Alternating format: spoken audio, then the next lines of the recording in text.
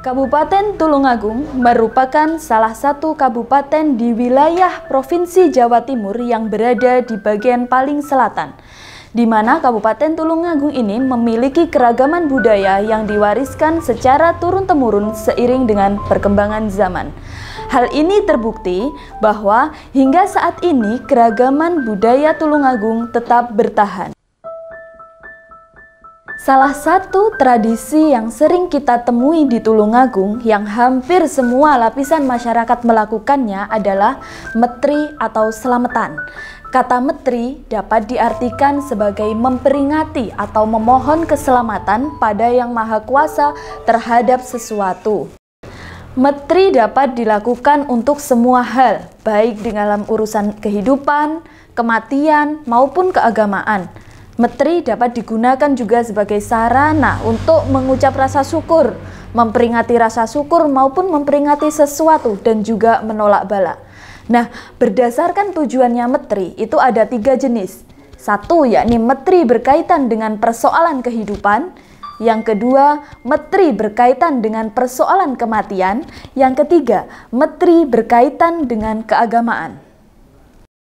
Beberapa waktu lalu, PC Fatayat NU Tulungagung melaksanakan kegiatan metri berkaitan persoalan kehidupan, yaitu Jemukne, yang artinya perpindahan harta kepemilikan benda. Metri 7 unit motor roda 3. Kita melaksanakan kegiatan ini pada hari Sabtu tanggal 15 Oktober tahun 2022. Ya, tidak terlalu besar. Kita hanya melibatkan beberapa pengurus dan tokoh masyarakat. Kegiatan metri ini kita gelar sebagai bentuk rasa syukur kita, PC Fatayat NU Tulungagung, yang saat ini mendapatkan kendaraan yang bisa menunjang aktivitas dan khidmat kita untuk organisasi. Tidak hanya itu, dalam kegiatan metri ini kami mohon doa untuk keselamatan pengurus dan keluarga besar Fatayat NU di Kabupaten Tulungagung. Doa-doa tersebut juga disampaikan oleh Kiai Kajat. Kalau di sini beliau sebagai pembawa ujub berbahasa Jawa yang kesemuanya itu disimbolkan sajian-sajian yang ada pada saat metri seperti buceng kuat atau ketan dan enten-enten berbentuk kerucut yang bermakna permohonan kepada Tuhan agar pemilik hajat dianugerahkan keselamatan, kesehatan, dan kekuatan untuk berbuat baik dalam hidupnya. Lodo sego gurih atau nasi yang dimasak dengan santan dengan lauk masakan lodo ayam dan sambal goreng. Sego gurih mempunyai rasa yang gurih dan nikmat, bukan tawar. Sebagai simbol mengirim doa kepada orang yang sudah meninggal. Orang meninggal itu hendaknya meninggalkan banyak amalan kebaikan yang disukai dan dapat dirasakan oleh orang lain dan mendapatkan balasan nikmat dari Tuhan atas kebaikannya semasa hidup di dunia. Sego woro atau yang kita kenal dengan nasi putih. Sego woro mempunyai rasa yang tawar sebagai simbol doa kesehatan dan keselamatan untuk yang masih hidup. Hal ini bermakna bahwa orang yang masih hidup hendaknya lebih memperbanyak amalan kebaikan. Sego golong atau nasi sekepal yang dipadatkan dan dibungkus dengan daun pisang. Golong berarti kempal, padat, mengandung doa agar pemilik hajat gemolong atine. Kempal, padat, ulet hatinya, mempunyai kekuatan hati, gemolong jasate, kempal, utuh jasadnya di alam kubur.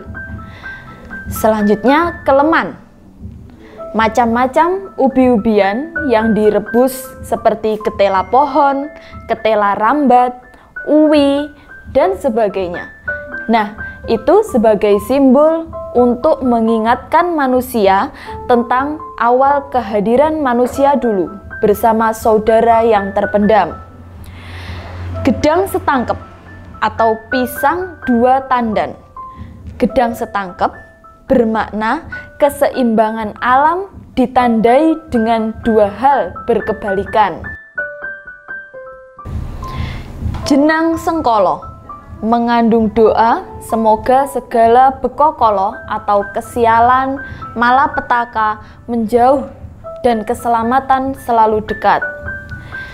Jenang Abang yang di dalamnya bubur yang terbuat dari beras yang dicampur dengan gula merah, bermakna membersihkan ibu bumi dan bapak bumi. Bumi manapun yang ditempati oleh pemilik hajat agar selamat dan jauh dari segala malapetaka. Hal ini agar manusia bertanggung jawab memelihara dan selalu menjaga alam lingkungannya sebagai perwujudan bersyukur hidup di bumi. Kupat atau yang biasa kita kenal dengan ketupat berasal dari kata ngaku lepat yang berarti mengaku bersalah.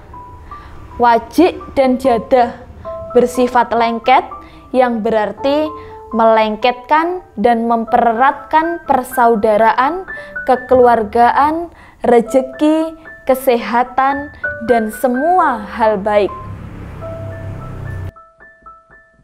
Ritual metri itu mempunyai nilai filosofis dan nilai religius.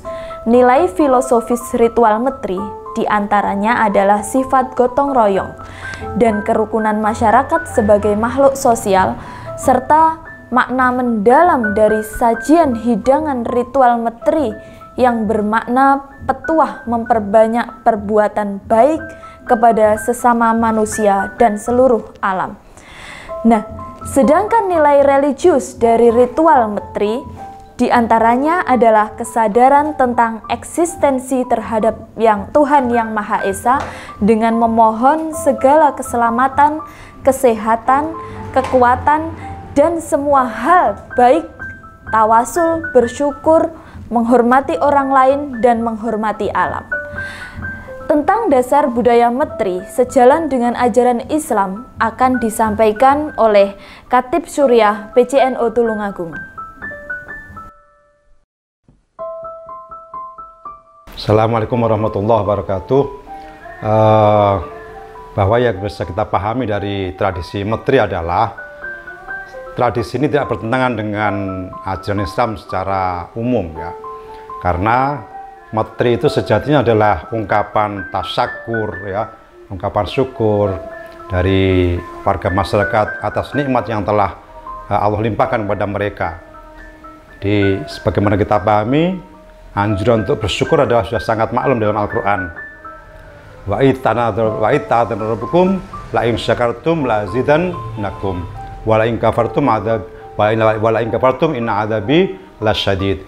Jadi syukur itu sangat dianjurkan oleh agama, maka metri ini adalah salah satu bentuk dari syukur itu sendiri. Yang kedua, dalam metri juga merupakan bentuknya sedekah, ya. Sedekah itu bisa bermacam-macam, bisa berupa makanan atau yang lainnya. Nah, di dalam metri ini tentu ada harapan. Dengan bersedekah itu, sebagaimana sabda Nabi, as-shadaqatu tadfa'ul bala. Ya. Sedekah itu bisa menghindarkan dari segala macam bahaya, musibah, bala.